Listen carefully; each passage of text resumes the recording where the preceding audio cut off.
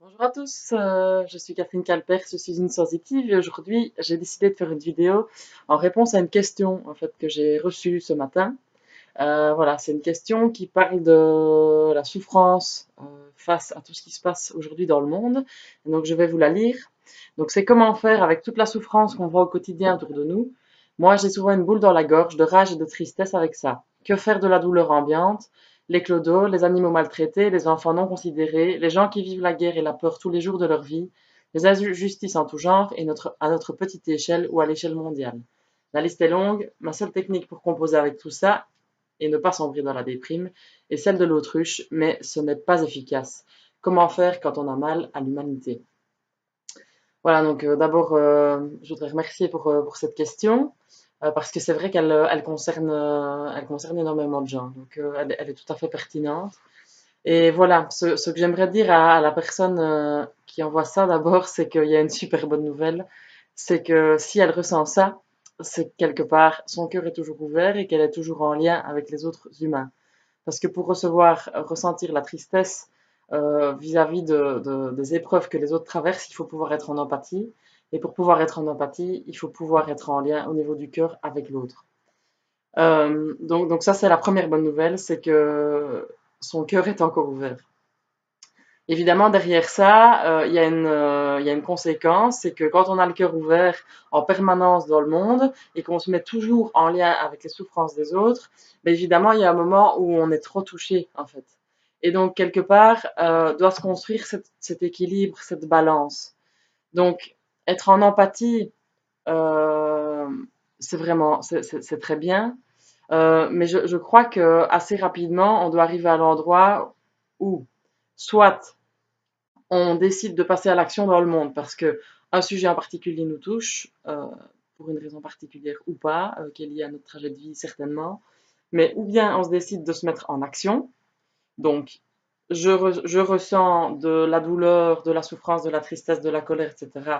vis-à-vis d'une telle situation, je l'intègre, je vois que je ressens ça, je suis en empathie avec les gens, et je décide en fait de faire descendre cette information à l'intérieur de moi et d'agir. Maintenant, pour moi, c'est là où déjà il y a une première étape de travail intérieur qui doit être effectuée, c'est que si on agit sur base de la tristesse ou de la colère, forcément, on va pas avoir de bonnes actions.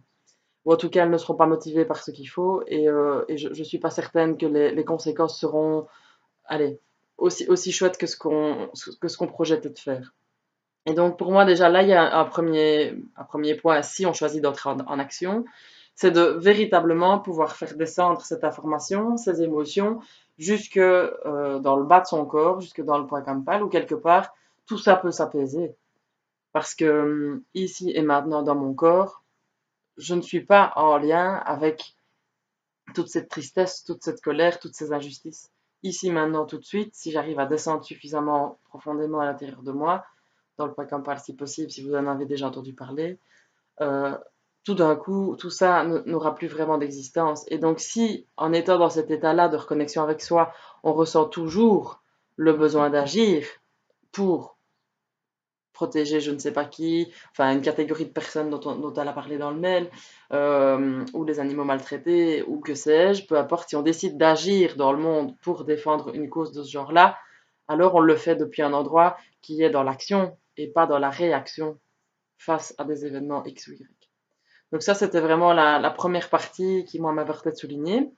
La seconde option, quand on a le cœur ouvert et qu'on est touché, en fait, par ce qui se passe dans le monde, c'est non pas, comme tu dis, de faire l'autruche, mais c'est de choisir où je mets mon énergie et de choisir ce que je vais laisser rentrer en moi ou pas. Et donc, il y a cette première partie, cette première blessure. Quand on a l'information, forcément, si on est empathique et qu'on a le cœur ouvert, ben, ça va nous toucher. Mais après, on peut choisir de ce qu'on en fait. C'est ça que j'expliquais précédemment par rapport à l'action.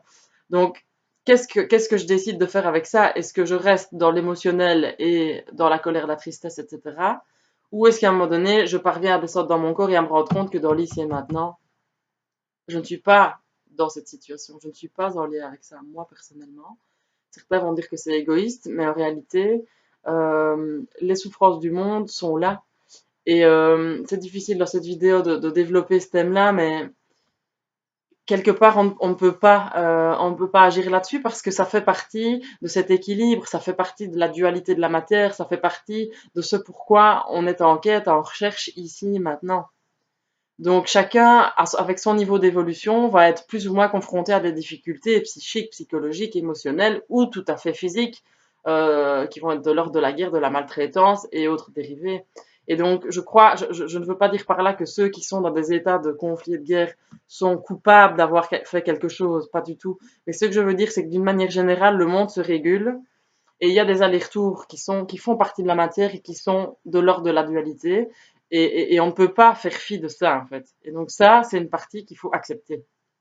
C'est une partie qu'il faut accepter parce que si on regarde bien à l'intérieur de nous, on va voir qu'il y a des parties qui sont enjouées, enthousiastes, avec une envie d'agir, avec de la joie, avec de la sérénité, mais il y a aussi des parties qui sont en conflit, qui sont dans la colère, qui sont dans la tristesse, qui sont dans le je ne suis pas d'accord avec ce genre de choses ou ce genre de comportement, ou moi je ne veux pas ça, ou qui jugent. Et donc cette dualité qui existe en nous, elle se matérialise dans le monde, plus ou moins fort, plus ou moins proche de nous. Et donc ça, quelque part, c'est un endroit où on n'a pas forcément de contrôle. En fait, tout ce qu'on peut faire, c'est orienter l'énergie vers l'endroit à l'intérieur de nous où tout ça s'atténue, ou en tout cas, ça a moins lieu, ou voire peut-être pas lieu finalement. Et donc pour moi, voilà, personnellement, je choisis de ne pas regarder les informations, de ne pas regarder la télévision, de ne pas lire le journal, de ne pas écouter la radio, ou en tout cas très très très très peu. Et je suis finalement toujours au courant des choses très importantes via les réseaux sociaux ou via les personnes que je côtoie. Et je dois dire que depuis que je fais ça, je me sens beaucoup mieux parce que être tout le temps en lien avec ce qui nous fait souffrir et ce qui nous fait du mal, honnêtement, je vois pas l'intérêt de rester. Isabelle Padovani utilise une expression que j'aime beaucoup, rester sous les cailloux. Je vois pas l'intérêt en fait de se confronter tous les jours à ça.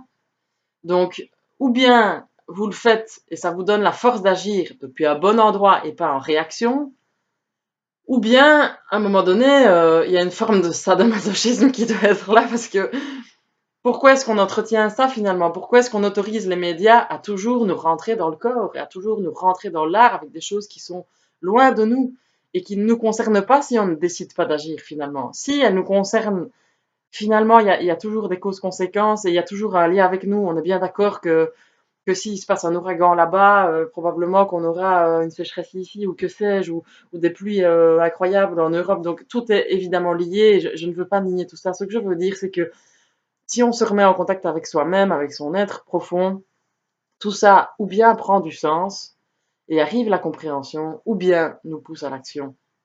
Et donc, voilà, j'ai juste envie d'inviter les personnes qui se sentent concernées par ce sujet-là à se recentrer sur elles-mêmes et à faire un choix.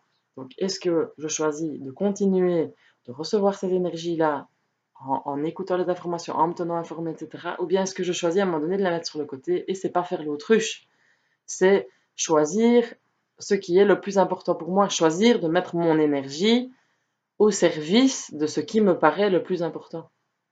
Donc voilà, j'espère qu'avec cette petite vidéo, j'ai répondu à la question posée. Et voilà, si vous avez d'autres précisions, d'autres commentaires à faire, si d'autres questions vous viennent à partir de là, n'hésitez pas à commenter ou à diffuser ou à partager ou à revenir avec quelque chose. Voilà, je vous souhaite une belle journée et j'espère à bientôt.